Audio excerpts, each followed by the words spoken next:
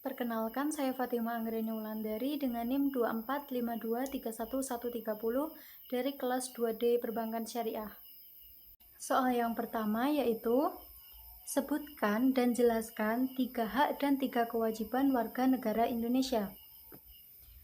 Menurut Nafilah tahun 2020 dalam jurnalnya yang berjudul Hak dan Kewajiban Warga Negara Indonesia, ada beberapa hak dan kewajiban yang harus dijalankan oleh seluruh warga negara Indonesia. Yang pertama, yaitu hak untuk bebas memeluk agama dan beribadah sesuai dengan agama dan keyakinan masing-masing menurut pasal 29 ayat 2 Undang-Undang Dasar 1945. Pasal ini menjamin kebebasan setiap warga negara Indonesia untuk memilih, memeluk, dan menjalankan ibadah sesuai dengan kepercayaan masing-masing. Negara tidak boleh memaksa atau melarang seseorang untuk memeluk agama dan meyakini agama tersebut. Dan setiap orang bebas untuk beribadah sesuai dengan kepercayaan dan keyakinan masing-masing. Jadi, baik warga negara atau pemerintah tidak boleh atau tidak berhak memaksakan suatu agama atau kepercayaan kepada orang lain karena hal tersebut dapat melanggar hukum menurut pasal 29 ayat 2 Undang-Undang Dasar 1945. Hak yang kedua adalah hak untuk memperoleh pendidikan. Setiap warga negara berhak mendapatkan pendidikan yang layak menurut pasal 31 ayat 1 Undang-Undang Dasar 1945. Dalam pasal ini menegaskan bahwa setiap warga negara Indonesia tanpa terkecuali memiliki hak untuk berpendidikan yang layak, mencakup pendidikan formal maupun non-formal, dari tingkat dasar hingga perguruan tinggi sesuai dengan kemampuan dan minat masing-masing. Tujuan dari hak ini adalah untuk mencerdaskan kehidupan bangsa dan meningkatkan kualitas sumber daya manusia di Indonesia. Jadi, pemerintah harus menyediakan sekolah yang layak dan gratis agar setiap lapisan masyarakat di Indonesia dapat mengenyam bangku pendidikan dan memeratakan sekolah di pelosok-pelosok desa serta menyediakan fasilitas yang memadai di sekolah. Hak yang ketiga yaitu hak kesetaraan di mata hukum. Segala warga negara bersamaan kedudukannya di dalam hukum dan pemerintahan menurut pasal 27 ayat 1 Undang-Undang Dasar 1945. Artinya, setiap warga negara Indonesia memiliki hak dan kewajiban yang sama di mata hukum dan pemerintahan. Tidak ada diskriminasi berdasarkan suku, agama, ras, golongan, atau status sosial. Setiap warga berhak mendapatkan perlakuan yang sama di mata hukum dan pemerintahan. Selanjutnya yaitu kewajiban-kewajiban yang harus dijalankan oleh warga negara Indonesia. Yang pertama yaitu kewajiban menaati hukum dan pemerintahan menurut pasal 27 ayat 1 Undang-Undang Dasar 1945. Yang menyatakan bahwa segala warga negara bersamaan kedudukannya di dalam hukum dan pemerintahan. Ini berarti setiap warga negara Indonesia harus patuh dan tunduk kepada semua peraturan dan undang-undang yang telah berlaku di negara Indonesia. Kepatuhan tersebut untuk menciptakan suasana yang tertib, aman, dan adil dalam masyarakat. Contohnya yaitu mematuhi peraturan lalu lintas, tidak melakukan tindak kriminal, dan mengikuti prosedur hukum yang berlaku. Kewajiban yang kedua yaitu wajib ikut serta dalam upaya bela negara menurut pasal 27 ayat 3 Undang-Undang Dasar 1945 yang menyatakan bahwa setiap warga negara berhak wajib ikut serta dalam upaya pembelaan negara. Kewajiban ini menekankan bahwa setiap warga negara memiliki tanggung jawab untuk menjaga kedaulatan dan keutuhan Negara Kesatuan Republik Indonesia. Bentuknya bisa bermacam-macam, yaitu mulai dari mengikuti pendidikan kewarganegaraan, berperan aktif dalam menjaga keamanan lingkungan, hingga bersedia membela negara jika diperlukan. Kewajiban yang ketiga, yakni wajib menghormati hak asasi manusia orang lain. Hal ini tercantum dalam pasal 28J ayat 1 Undang-Undang Dasar 1945. Yang menyatakan bahwa setiap orang wajib menghormati hak asasi orang lain. Jadi, setiap manusia memiliki hak-hak dasar yang harus dihormati. Kewajiban ini mengingatkan kita untuk tidak melanggar hak-hak tersebut, seperti hak untuk hidup, hak untuk berpendapat, dan hak untuk memeluk agama. Soal yang kedua yaitu jelaskan perbedaan antara negara kesatuan dan negara federal serta berikan contoh masing-masing.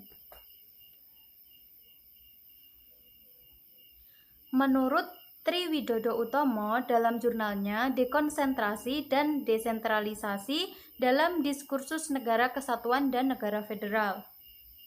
Perbedaan antara negara kesatuan dan negara federal adalah yang pertama yaitu struktur dan pembagian kekuasaan. Di dalam negara kesatuan, strukturnya tunggal, artinya hanya ada satu pemerintah pusat yang memegang kekuasaan tertinggi.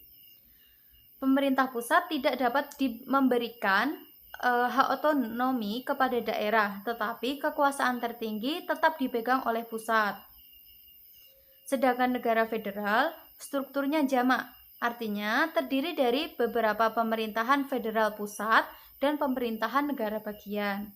Kekuasaannya dibagi antara pemerintah federal dan negara bagian sesuai dengan konstitusi federalnya.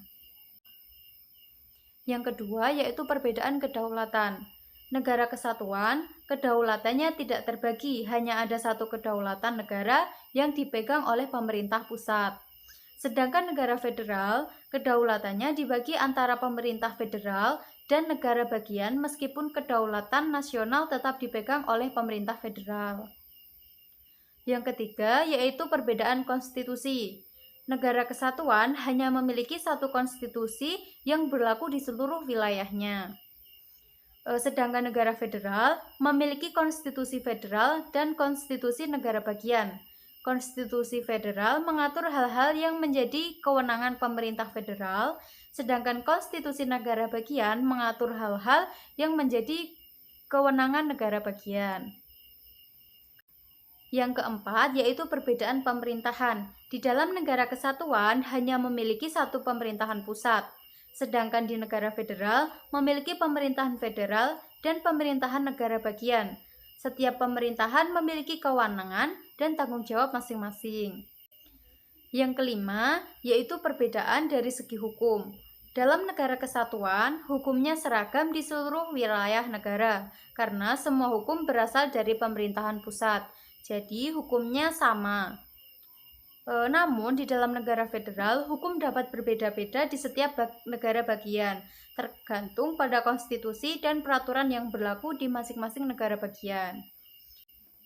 Soal yang ketiga yaitu jelaskan peran penting Pancasila dalam menjaga persatuan dan kesatuan bangsa Indonesia. Berdasarkan jurnal Peran Pancasila dalam Memperkuat Persatuan di Tengah Keberagaman Masyarakat. Pancasila dalam menjaga persatuan dan kesatuan Indonesia dibagi menjadi beberapa peran. Yang pertama yaitu Pancasila berperan sebagai dasar negara dan ideologi pemersatu. Pancasila merupakan dasar negara yang menjadi landasan bagi seluruh kehidupan bermasyarakat, berbangsa, dan bernegara di negara Indonesia.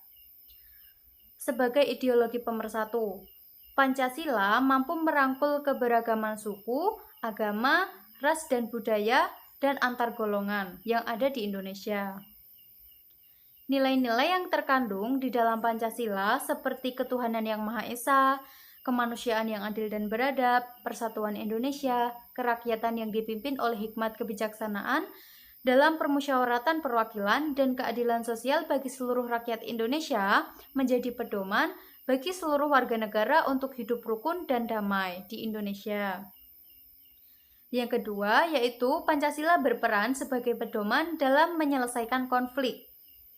Pancasila memberikan kerangka nilai yang dapat digunakan untuk menyelesaikan konflik yang muncul di masyarakat. Nilai-nilainya yaitu seperti musyawarah untuk mencapai mufakat dan keadilan sosial yang mendorong penyelesaian konflik secara damai dan adil. Dalam berpedoman pada Pancasila, perbedaan pendapat dan kepentingan dapat diselesaikan dengan cara diskonstruktif dan tidak memecah belah bangsa. Yang ketiga, Pancasila berperan sebagai sumber nilai moral dan etika. Pancasila menjadi sumber moral dan etika bagi seluruh warga Indonesia yakni contohnya seperti mengedepankan nilai-nilai toleransi, gotong royong, saling menghormati, saling mendukung. Hal tersebut menjadi landasan bagi perilaku dan setiap tindakan warga negara Indonesia. Dengan menjunjung tinggi nilai-nilai moral dan etika di dalam Pancasila, diharapkan terciptanya masyarakat yang beradab dan saling menghargai. Yang keempat, yaitu Pancasila berperan sebagai perekat keberagaman. Pancasila berfungsi sebagai perekat dan pemersatu bagi bangsa Indonesia yang beragam sukunya, beragam agamanya, dan beragam budayanya. Prinsip persatuan Indonesia mengajarkan pentingnya menghargai perbedaan dan untuk bersatu di dalam kebinekaan. Soal yang keempat yaitu jelaskan peran media massa dalam membangun kesadaran politik warga negara. Beberapa peran media massa yaitu seperti menyebarkan informasi. Media massa menyediakan akses ke informasi tentang isu-isu politik, kebijakan pemerintahan, dan kegiatan para pemimpin politik. Hal tersebut dapat membantu warga untuk memahami konteks politik dan membuat keputusan yang tepat. Dalam hal ini, media massa berperan dalam menyebarkan informasi tentang hak dan kewajiban warga negara serta proses-proses politik seperti pemilu. Yang kedua yaitu pembentuk opini publik. Melalui berita, opini, analisis, media massa mempengaruhi cara warga negara memandang isu politik. Dalam hal ini, media massa dapat membantu membentuk opini publik tentang kebijaksanaan pemerintahan, kinerja para pemimpin politik, dan isu-isu sosial yang relevan dengan publik.